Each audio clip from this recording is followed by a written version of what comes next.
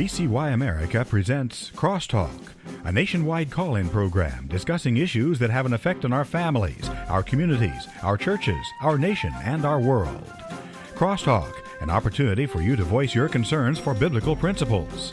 And now live by satellite and around the world on the internet at vcyamerica.org. Here is today's Crosstalk. And friends, thank you for joining us on Crosstalk today for a very unique program that really fitting for today. It was January 8th of 1956, 70 years ago today, that five men, Jim Elliot, Nate Saint, Ed McCully, Peter Fleming, and Roger Youderian, were martyred in the jungles of Ecuador. These five men, along with their wives and children, went to Ecuador to bring the good news of the gospel to a tribe that had never before heard this good news. In the words of T.E. McCully, the father of Ed McCully, he indicated that the incident has proved to be one of the greatest chapters in the annals of missionary martyrdom. Joining us on this historic day, we welcome Steve McCully, the oldest of three boys of Ed and Mary Lou McCully. Steve was born in 1952 while his parents were receiving missionary medical training, and in December of 1952, the family sailed to Ecuador, where he spent the next 10 years of his life. But after just 3 years there, his father was killed, speared to death by the Aucas. It's our privilege to have him with us today. Steve, thank you for joining us on Crosstalk. Thank you, Jim. I'm privileged and honored to be here. I'm looking forward to this experience. I hope my sore throat doesn't affect us too much. Well, Steve, today marks the 70th year of your father's death, along with four other men called to reach a tribe in Ecuador. And we'll get into the specifics as we move along, but I'm sure your mind has just been racing today with a number of thoughts, including just the magnitude of what unfolded 70 years ago today. Well, it is remarkable that 70 years later, it's still a big story in the Christian world. Mm-hmm. This morning, I received a text from a good friend.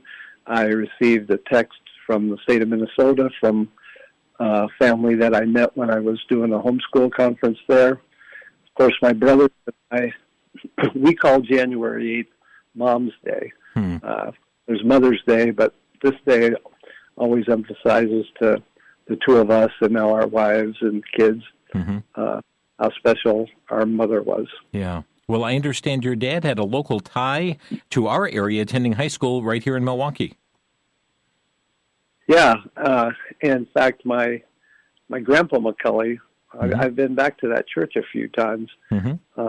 That's where he grew up, and there's still a real strong connection there. Yes. I guess that every year on January 8th or that weekend has a service that remembers the incident. In fact, my brother and I were asked to come back there probably 11 years ago, and we got to speak. Wow. Well, certainly the lives of your father and the other men were with him have impacted the world of missions forever. And I'd like you to, Steve, if you would just tell us about your dad and his passion and what led him to go to the mission field. Well, I'll answer that as well as I can, but I was only 3 years and 10 months old when my dad was killed. So most of my memories are, I don't really have memories. It's what I've been told. Right. And I've been fortunate that I've been surrounded by people who knew my dad, who loved my dad. And from what I've been told, he grew up, his dad, his mom were devout Christians, and all three of their kids were brought up in the Lord. And he was going to serve the Lord in whatever it was he did. But it wasn't until after college that he felt the call to go to the mission field. He graduated from Wheaton College as the president of their senior class, and he won the National Oratory Contest. I was just the other day looking at some of the speeches he made on James Monroe and Ben Franklin, and the one that he won the contest with was about Alexander Hamilton. But he felt like God wanted him to go into law. I just listened to a podcast that Aunt Betty, we call Elizabeth Elliot Aunt Betty. All of the adults when we were in Ecuador were aunts or uncles if they weren't your parents. But when he was interviewing Mom, talking about my dad, And she said that when they were at Wheaton, she was a year older than my dad, but she was at Wheaton at the same time. And she said all of us at Wheaton felt like Ed McCully's going to wind up being president of the United States one day. Wow! Because that's what he loves, and he's going into he's going into law, and they felt like that would, lead him into politics. And then God changed his mind. Yeah. How did he ever meet up with the likes of Jim Elliot and Nate Saint, Peter Fleming, and Roger Udarian? Well, he met Jim Elliot at Wheaton. They were classmates at Wheaton College. And from what I've been told, Jim was already committed to going to the mission field, and he tried and tried to talk my dad into going. But when they graduated, they went their separate ways. My dad went to law school, and then after a year of law school, that's a whole other story that we can share later if you're interested. He felt like that's not what God wanted. And after he told his dad, my grandpa, I think one of the first people he contacted was Jim. And they connected, and they wound up spending a year together doing mission work in East St. Louis. And I don't know, I think he met Pete Fleming maybe when he was at Biola. Pete wasn't there, but I think Pete and Jim went to Ecuador via boat, and they shipped off from Los Angeles. I don't know if my dad had met Pete before then. And I know that Roger and Nate, he met them on the mission field. Wow, okay. So, yeah, let's talk about this, because your dad was going to go to law school and in schooling, and I've got a copy of a letter that your dad wrote September 22, 1950, to Jim Elliot, and the setting is interesting. Your dad was actually serving as a desk clerk at a hotel? My dad had finished his first year of law school, and he got this job where he was a desk clerk, which was going to be a perfect job because once everybody checks in, the desk clerk is just sort of a cush job. You just have to be there. And he was going to use that time to study because there's a lot of studying in law school. But he had the job before school started, and so he was using that time to do Bible study.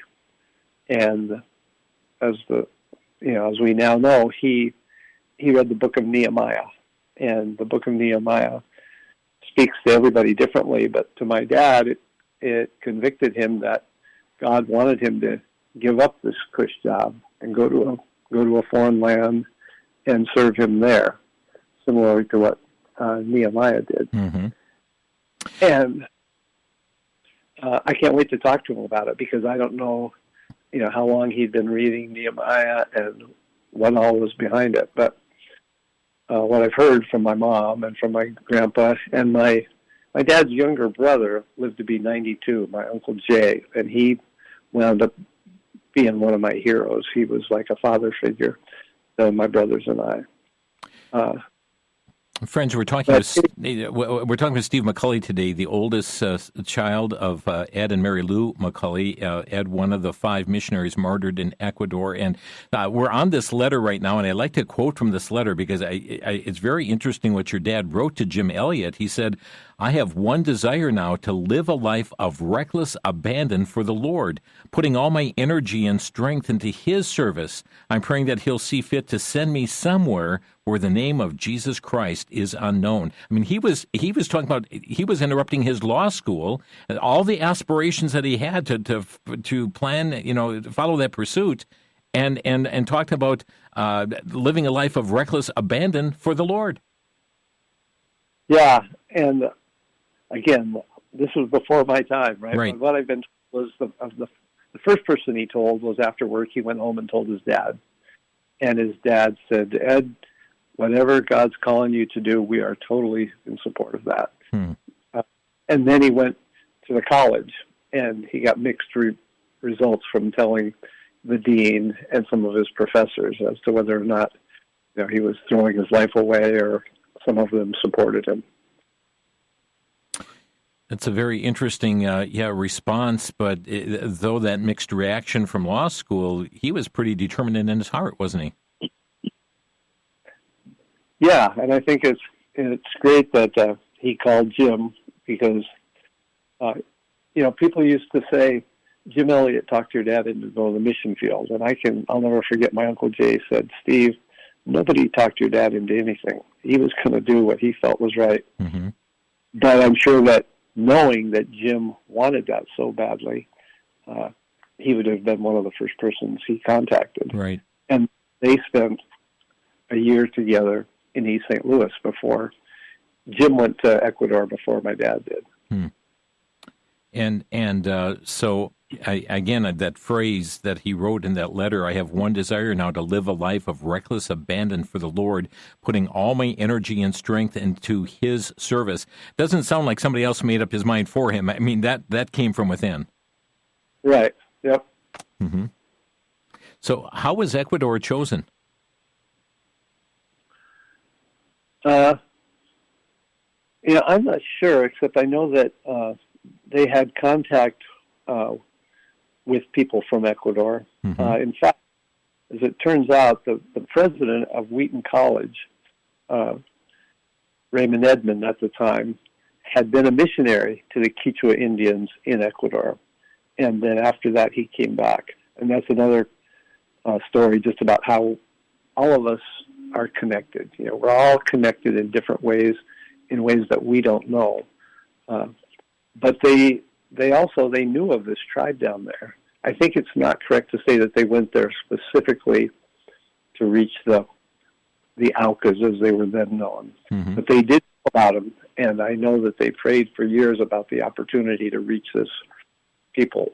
But all of them were serving with other people groups before that happened. Mm-hmm. And the McCulleys and the Flemings were with the Quichua Indians in different settings.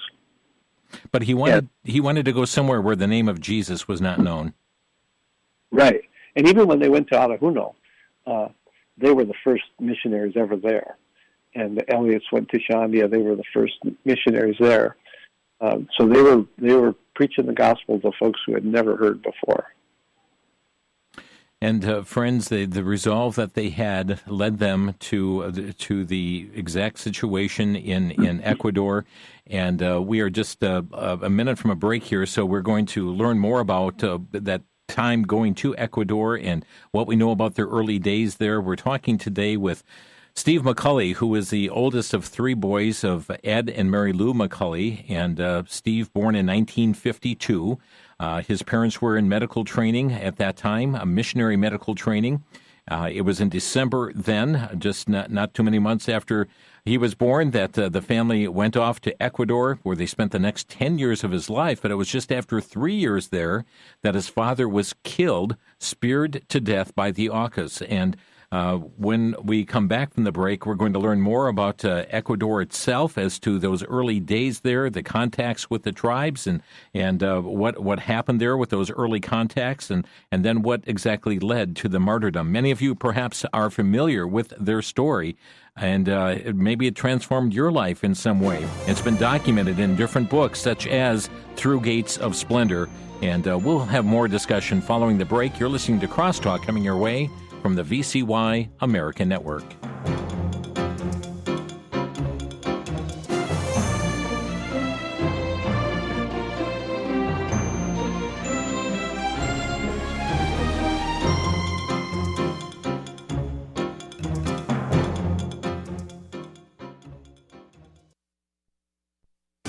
Back to Genesis with Dr. John Morris, Creation Seminar speaker at the Institute for Creation Research.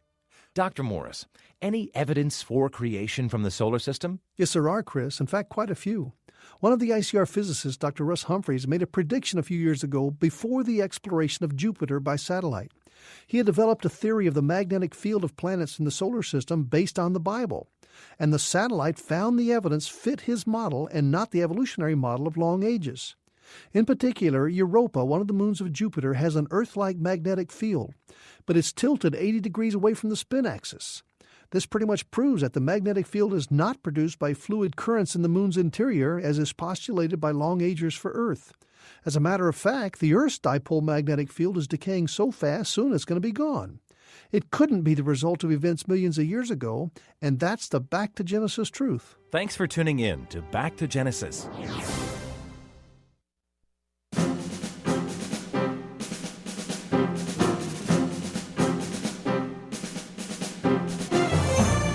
You're listening to Crosstalk on VCY America. This day, January 8, 1956, that was 70 years ago today, was a martyrdom of 5 men, missionaries, Jim Elliot, Nate Saint, Ed McCully, Peter Fleming, and Roger Udarian. With us today is Steve McCully, the oldest of 3 boys of Ed and Mary Lou McCully, who served in Ecuador, and this marks the 70th anniversary of when his dad was martyred on account of his advancing the gospel message. And Steve, I'd like you to again. You're just newly born at this time. Your father was killed before your 4th birthday. So much told to you by your mother and others that were there. Your Aunt Betty, Elizabeth Elliott, and others. What can you tell us about their early days in Ecuador? Well, we sailed out of New York on an empty banana boat down to Quito, Ecuador, through the Panama Canal. And then we landed in Guayaquil, on the coastal city there, went to Quito, and my folks spent a few months there learning practical Spanish. They lived with a Spanish family, because even in the jungle, the Quichua Indians, some of them spoke Spanish. So we knew we eventually were going to work with the Quichuas in a village called Shandia. And as it turns out, the Elliots were there too. So the Elliots and the McCullys joined forces there, but the church was flourishing. And they quickly decided there's no need for 2 families here. There's another Quichua village 6 hours away via the jungle trail. The only ways to get around there are either by the river or walk the trails. But there was a little village in Atajuno, and so it was decided that my folks would go down there. An interesting story is that one of the first, maybe the first Quichua believer in Shandia was a teenage girl named Carmela. And Carmela became one of my mother's best friends.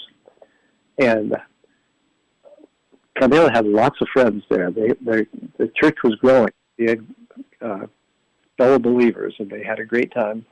But eventually, when we were going to leave, my mom asked her if she would consider coming with us. And she said yes, she would, even though she had her friends here, her parents were here, but she had numerous relatives in Atajuno who she knew did not know the gospel. So she decided to come. And when we got to Atajuno, we already knew a lot of this because my dad was going there on weekends. And Atajuno was an abandoned Shell Mera plant. Shell Oil had been there searching for oil years before. But they had given up the project because they were losing too many workers. They were being killed by these savages in the jungle. They're known as Auca. Auca is the Quichua word that means savage. We now know them as the Guarani, which means the people in their language. So anyway, we wind up going to Atajuno. There was a concrete pad there that my folks were able to use as the base for their home, and that was there from the days when Shell was there. And our house was on the one side of the Atajuno River, and the village was on the other side of the Atajuno River. But we had developed relationships with the Quichuas. They were at our house all the time, and a number of them became believers there. But nobody would stay at the McCully house after the sun went down because we lived on the Auca side of the river. That's how close the 2 territories were. Anyway, my mom is teaching Carmela Bible stories, and Carmela's teaching my mom Quichua, and Carmela, is sort of my nanny. She's probably a 15-year-old, and I'm 3 years old. And they had a close relationship for the whole time that we were there. But my mom told me a number of times there was one thing that they disagreed about, and that was whenever the topic of reaching the Guarani, the Aucas, came up, Carmela begged them not to do it. Carmela said, "Don't do it. They're not worth it. They'll probably just kill you. They're like animals." And of course, the missionaries, felt God's calling that these. I'm sorry, I got a disturbance here. They were called to do this. And so eventually he did. Mm-hmm. It was something that Carmelo had wanted. And then the way that story plays out is an incredibly cool story. But so when we're in Arahuno, now we are close to the Waodani territory. In fact, there were encounters with Waodani, with Aucas, during the time that we lived there. And again, the Quichuas were terrified of these people because they were nomads of the jungle. Nobody knew where they lived, but they would show up and wreak havoc. They would kill people. The story of a Quichua woman who went to the river, right? And the river is the source of life. It's where you get your water, where you wash your dishes, wash your clothes. It's where you fish. But who went to the river to wash their pots and pans, and they found her dead, and the pots were gone. So that's the source of the fear that these people had. Mm-hmm.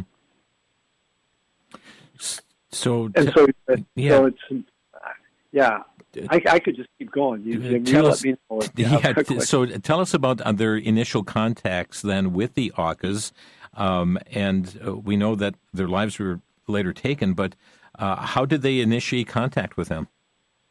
Well, that's an issue, right? Because they're feeling God's calling, but you can't bring the gospel to anyone if you don't know where they are, and if you don't know how to communicate with them, right? Nobody knew their language, but there was this a young Waodani girl who had run away from her tribe, from her family earlier, at her father's advice, because unbeknownst to the outsiders, to the missionaries, these people were not only killing other people, but they're killing themselves. They have a violent culture where if we have a disagreement, the way we deal with it is we kill the people we disagree with. And it was rampant. We now know, all these years later, that 60% of the homicides in that culture, in the generations leading up to the missionaries encountering them, were due to homicide. I mean, there's a boatload of ways you can die in the jungle without killing each other, but that's what was happening. Wow. They say that the average age of the men was 30 years old because they were warriors and they'd kill each other. And what happened was my family has a problem with Jim Snyder's family, so we decided we're going to wipe them out. And we might get Jim, and we might get his wife, and we might get his kids, but if we don't get his brother and that part of them, they're coming after us. That's how they wound up being nomads, right? Yeah. There are disagreements, there are these killing sprees, and we got to go find another place. So the missionaries are praying. And that's all you can do at this point, right? But the action that they took was Nate would fly around to the jungle every day of the week. He had someplace he would go.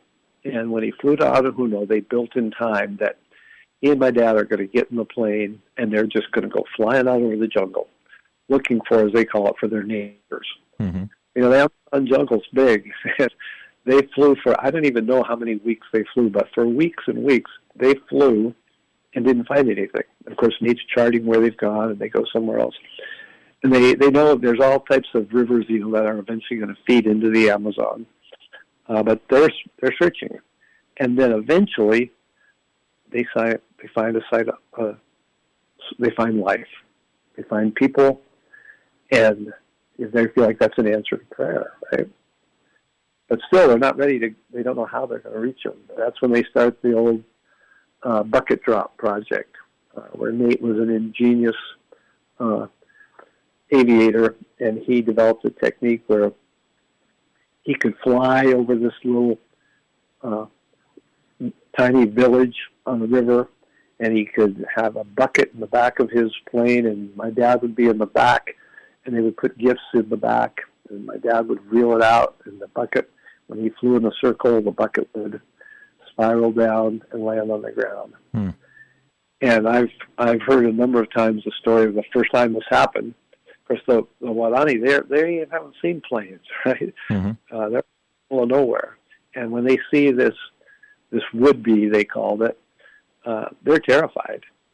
So they see that thing start to circle, and they're out of there. But Nate's got it designed so that when it hits the ground, it releases, and they fly off.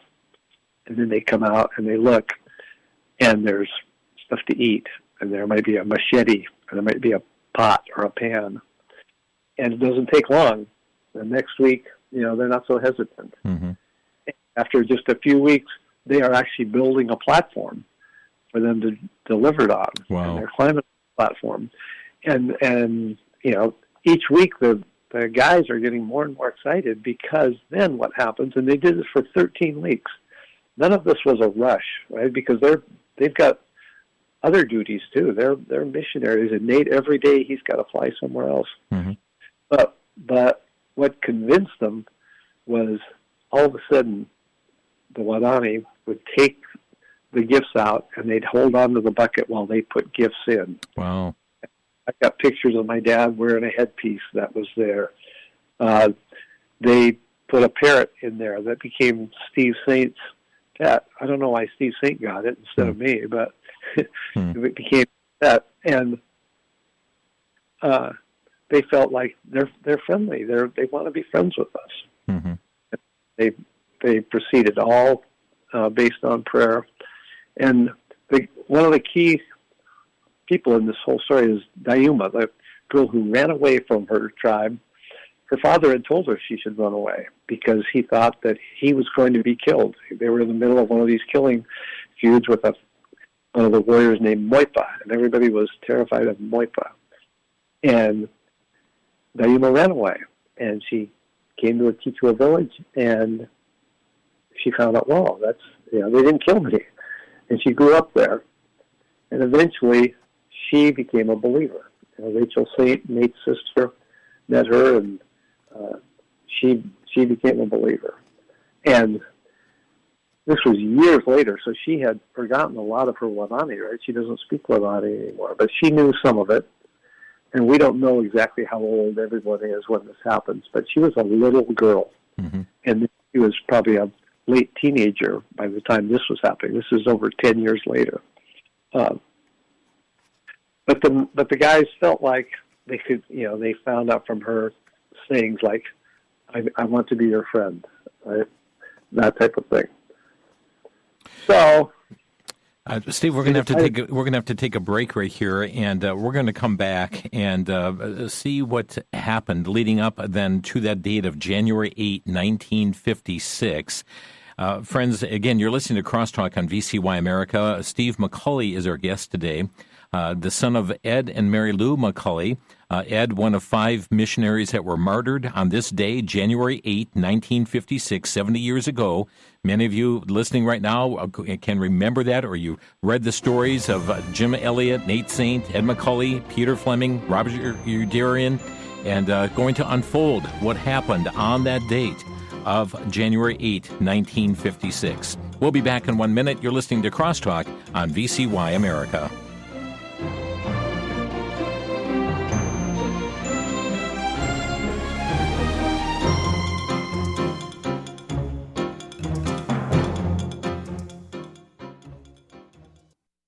As we strive to be like Christ, there are besetting sins which take us off course. Sinful anger is one of them.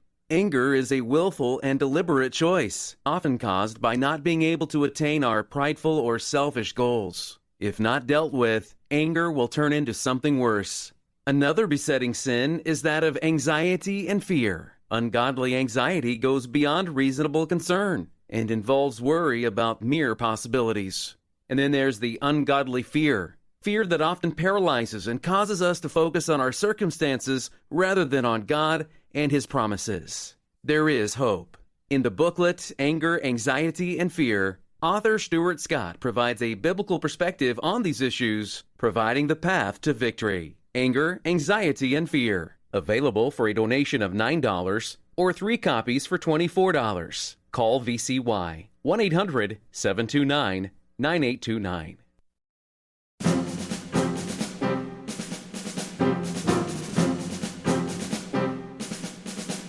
Friends, a very special crosstalk program today on VCY America titled Operation Auca 70 Years Later. If you go to our website, vcy.org, you're going to find near the top of the page information on this 70th anniversary. Randy Melchert has put together just a wonderful collection of newspaper clippings, and there's also some video and so forth from different film and releases that have come out in regard to this. You'll find it at vcy.org. The short movie of Through Gates of Splendor and the full movie is available there. Other postings are there. Just go to vcy.org. You'll find it near the top of the page. January 8th, 70th anniversary of Operation Auca. With us today, Steve McCulley, the oldest of the children of Ed and Mary Lou McCulley. And on this topic here, Steve, there was a letter that your dad and mom wrote on December 27th, 1955. Now, this was just 2 weeks before he was martyred, and it said this: "During the past year, we have been able to preach the name of Jesus in areas where his precious name has not been heard." He then went on to ask for prayer and gave 2 specific prayer requests. First, that some would be saved in these places where Christ is preached, and number 2, that during this new year, that would be 1956, 70 years ago, that we will have the privilege of declaring the gospel to more souls that are, still in this darkness here. And very interesting that this passion, this prayer request going out less than 2 weeks before his life was ended. Yeah, they were reaching all kinds of Quechua folks, right? Mm-hmm. Folks were accepting Christ. People were being baptized. The church was growing.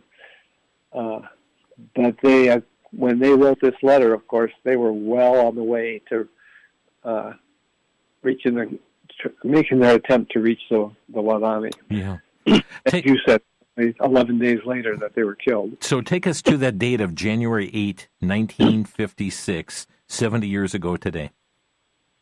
Right. Well, so they make this friendly contact, and now they have to, find a place. And Nate finds a little sandbar on the beach that he thinks he can land his plane, and they figure out that they can do it, and they bring in material to build a tree house that they can stay in, and eventually they're all there, and they head in on Tuesday, and no contact, and they're just hanging out.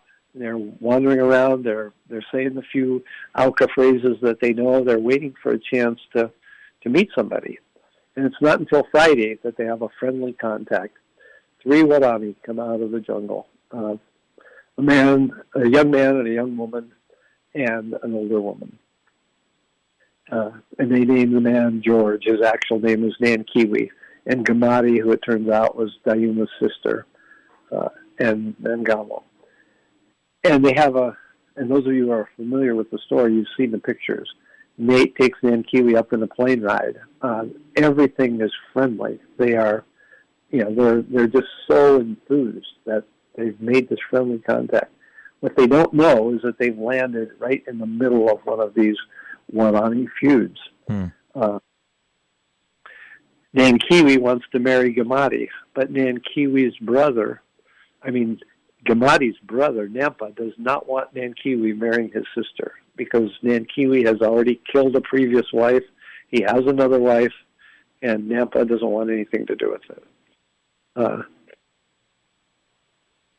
And with Nankiwi going out to the jungle with Gamadi, that's like, taking her out to get married in their culture.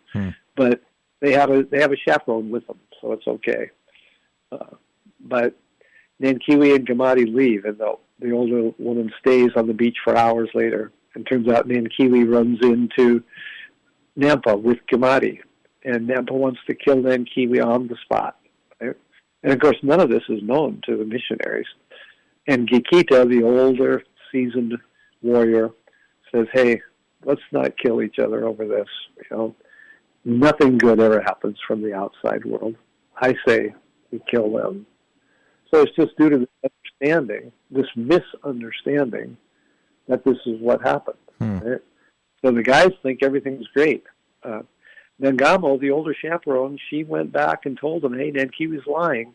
But their culture, it was just their fallback behavior. That's how they dealt with anything that was scary, anything that was different.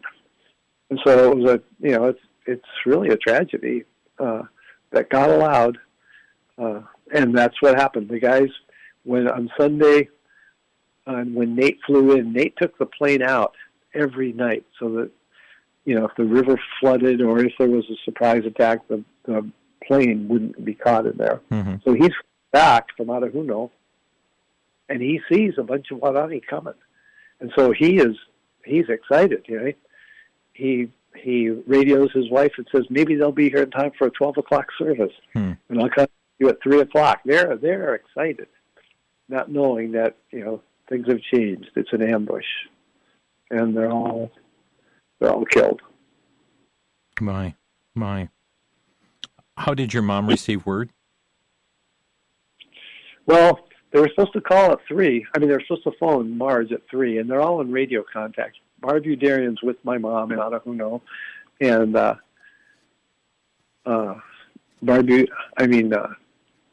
Elizabeth Elliott, she's in Shandia, and I think Olive's in Shell with Marge. But they're in communication, but there's no contact.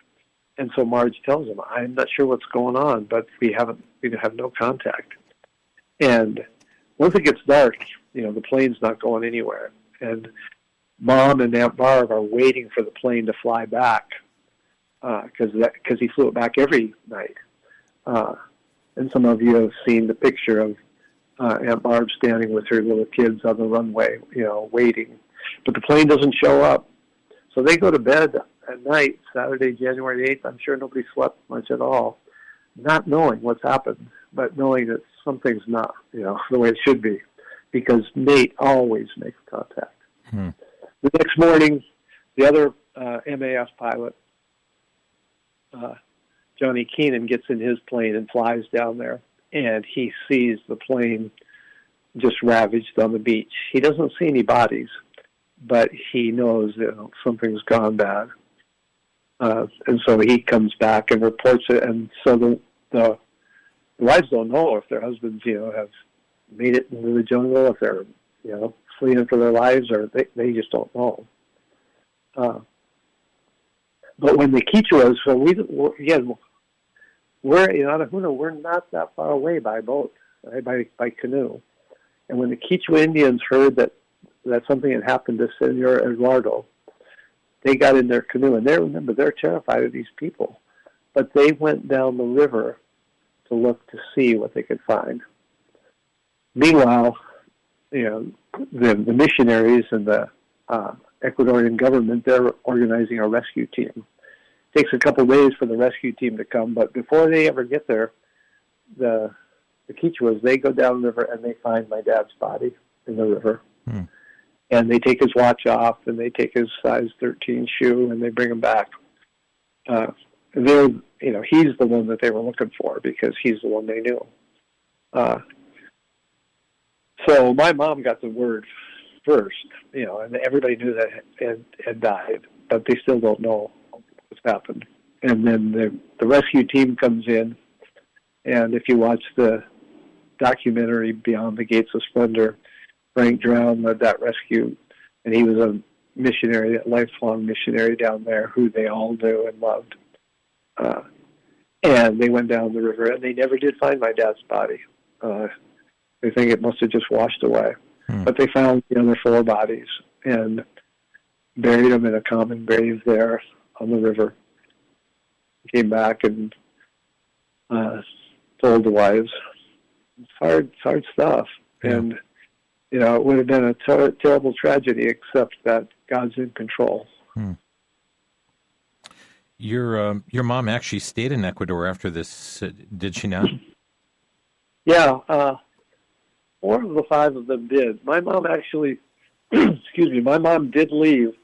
They were killed in January, and we came back to the States because she was 8 months pregnant with my youngest brother, Matt. And he was born in the States, and then we stayed because she didn't know what to do. She wanted to be a missionary desperately, but she felt like with a 3-year-old and a 1-year-old and an infant. What could she do in the jungle? And then what happened is she got the opportunity to manage a children's home. What they did back in those days was missionary kids, when they got to be school age, they frequently came to the city and went to the American English-speaking school. And so they needed a place to stay. And so my mom realized that was a perfect opportunity for her as a single mom to watch her kids and be, fill-in parent for these other kids who are away from home, going to school. And she did that for 6 years, and I can remember that really well. Mm-hmm.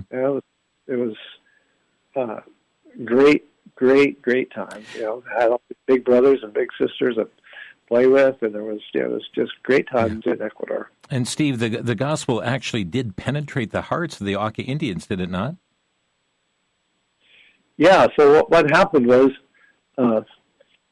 nothing changed. In fact, Nankiwi, the guy whose lie had led to them being killed, they killed Nankiwi just a few months later because he, I don't know exactly what he did, but he got the wrong person mad, and they wound up killing him. And then it wasn't for 2 years until some other Waodani women, because of this fighting, this feuding, this killing was still going on. They also fled the tribe. And when they got out to civilization, Betty Elliott was still there. Elizabeth Elliott was still there. And Rachel Saint had been working with Dayuma all this time. And when they got out, and these ladies, they knew Dayuma, right? They remembered Dayuma from all these years before. And they were shocked to find she's still alive. And Dayuma tells them, hey, we can't live like this. There's a new way to live. I've been taught a new way. I want to go back and teach our people that we shouldn't be killing like this. And that's what happened. Dayuma, along with Rachel Saint, Elizabeth Elliott, went back in, and it's not a group thing. Everyone makes their individual decision, but one by one, they changed.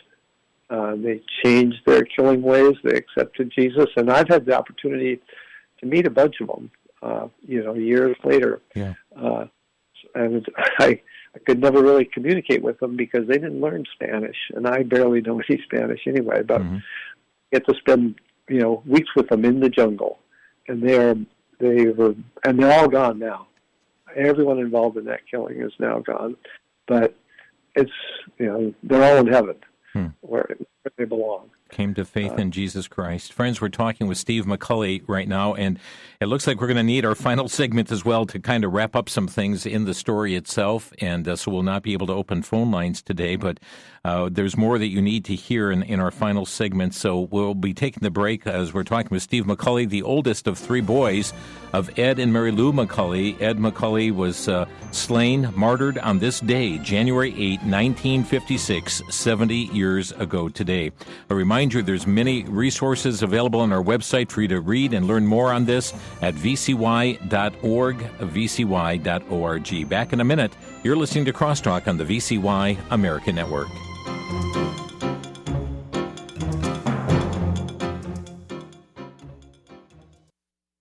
For the Worldview Report, I'm Brandon House. Our website's worldviewtube.com. Well, since 2010 here on our broadcast, we have been warning since 2010 about Iranian missiles in Venezuela.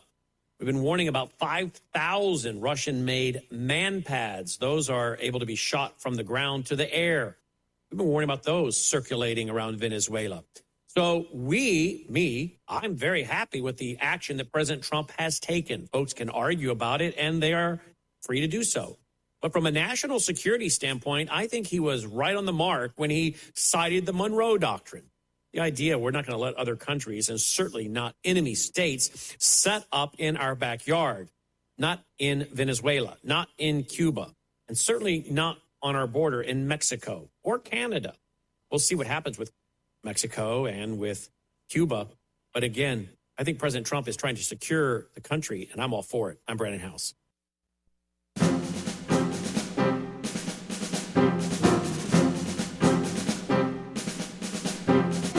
This is Crosstalk on VCY America. The very first book that really told the story is called Through Gates of Splendor by Elizabeth Elliot. Many of you have access to that. I'm sure you can even contact our bookstore to get a copy, or they can order that for you, but certainly important to know the story here. Today being the 70th anniversary of the martyrdom of five men: Jim Elliot, Nate Saint, Ed McCully, Peter Fleming, and Roger Udarian. With us today, Steve McCully, the oldest of three boys of Ed and Mary Lou McCully. Steve, your grandfather, T.E. McCully, actually went to Ecuador and met the men who had taken part in the killing, and he actually embraced them. That was amazing. Yeah, he wrote a letter. I wrote an article that was published, I think it was Christianity Today, might have been The Fields, but it's got a picture of him with his arms around the guys who killed his son, and he talks about how excited he is going to be to walk the streets of gold with them. My grandpa was an incredible guy. He was my first hero, and like I said, I don't remember my dad, but when my grandpa died, when I was 13 years old, only 10 years after his son died, I was heartbroken. But I remember the story that he told me once. He used to tell Matt and Mike and me stories all the time with all these great lessons. One time he took me down to his study in the basement, and he said, "Stevie, you need to know," I was probably 8 or 9, "you need to know that God is probably never going to ask you to die for him." I'm a little kid, right? I'm sure I didn't grasp it all. But he is going to ask you to live for him. And I'm sure I didn't understand all that, but it's remarkable. I remember it. I remember my grandpa McCully saying that. And isn't that true? That's what God wants. He wants us to live for him. Yeah. And my grandpa was a perfect example of that. They tell me that he was a believer his whole life. He was an influential Christian guy, but the death of his son reinvigorated him. And if your listeners are interested in watching the documentary Martyred Men, you can find it on YouTube. It's a 30-minute production that he put together where he's telling the story and how it affected him and how he hopes it will affect the Christian world. Wow. Well, I know the story and the testimony about your parents overflowed from this tribe. I understand there was a phrase repeated over and over through tears. They came to show us that God loves us and to teach us to love him too. Where would we have found hope if they had not come? Because they gave their lives for us, we too will live. I know, Steve, about 40 years after your dad and other men were killed, your mom wrote this: "In a world of uncertainty, there's no greater certainty in my life than God's unfailing love and faithfulness." That's quite a testimony. Yeah, and then the next line in that letter says, "I can say with the hymn writer that all I have needed, and so very much more, thy hand hath provided." My mom was a piano player, and Matt, Mike, and I grew up going to bed at night once we were back in the States, listening to her play the piano, and countless times it was playing "Great is Thy Faithfulness." And your mom found God's faithfulness indeed was great. I want you to get a word in about your mom as well. We're just under 4 minutes left in our program, but tell us about your mom's homegoing. And I know you and your family actually returned to Ecuador in a special tribute to your mom, and combine that together, if you would. Yeah, we went back to Ecuador. We left in 1962 and then didn't go back again until 2000. In 2000, 22 McCully family members are, my mom's side and my dad's side, a whole bunch of us went. My mom couldn't go because she was just recovering from cancer surgery. But in 2001, we went back again, and she came. And the reunion that she had with Carmela was incredible. And I talked about Carmela earlier. Carmela, who had begged them not to waste their time on the Wadani. Well, all these years later, Carmela is grown. She's been married. She's got kids. She had 10 kids. She told us when we were sitting around in her house that her first daughter she named Ruth, because Ruth was the first Bible story Miss Mary Lou taught her. And her second daughter she named Mary Lou, after Mary Lou. And she went down the list. And then she said, "And I have 4 of my 10 children have married Wadani." Wow. She said, "I have more Wadani grandchildren than you can count on 2 hands." Isn't that incredible? Yeah, it really is. That only God can pull this stuff off. Yeah. And that was That was my mom. My mom, my two brothers and I were so fortunate to never feel any bitterness, never to feel anything, because nobody we knew did. Mm-hmm. My grandpa lost his son. My grandma lost her son. They didn't express any bitterness. My Uncle Jay lost his big brother. I can't imagine losing my brother. Mm-hmm. Right? But nobody ever expressed anything except faith in God.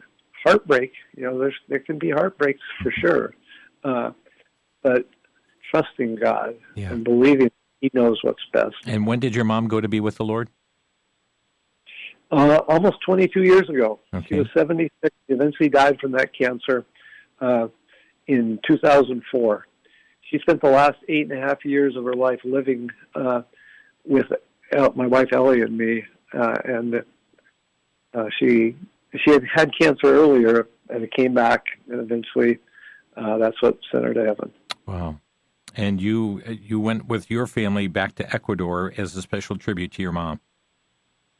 Yes, we did. So I went in 2000. We went back in 2001. We went back in 2002 with Mark Green and the production crew that had put together Beyond the Gates of Splendor, and we premiered that documentary in the jungle. It was an incredible experience watching these guys watch themselves. They don't know what a movie is, but they were watching themselves up there. And then in 2004, when she died, the people in Nadahuda wanted to have a memorial for her. So we went back, and we actually took some of her ashes and spread them in the Kudarai River, right where her husband, the love of her life, had been. His body went also. My. Well, Stephen, we appreciate you carving the time out. Any final word? We're less than 30 seconds. What would you like to leave with the listeners today? Well, the final word is that we all have a story. God has a story. My story, nobody's going to write a book about it or make a movie about it, and maybe not yours either, but they are all equally important. God has a design for each of us, and our job is to just figure out what it is by praying, by reading His Word. That's how my dad found out what God was, reading Nehemiah. Yeah, reading Nehemiah. Steve, we're out of time. Thank you so much for joining us and sharing that story with our listeners today. Yeah, thank you for the opportunity. Steve McCulley with us here, friends. And again, even as T.E. McCulley said, the incident has proved to be one of the greatest chapters in the annals of missionary martyrdom. So many went to the mission field as a result of the story of these 5 men. God bless you, friends. Thanks for joining us on Crosstalk.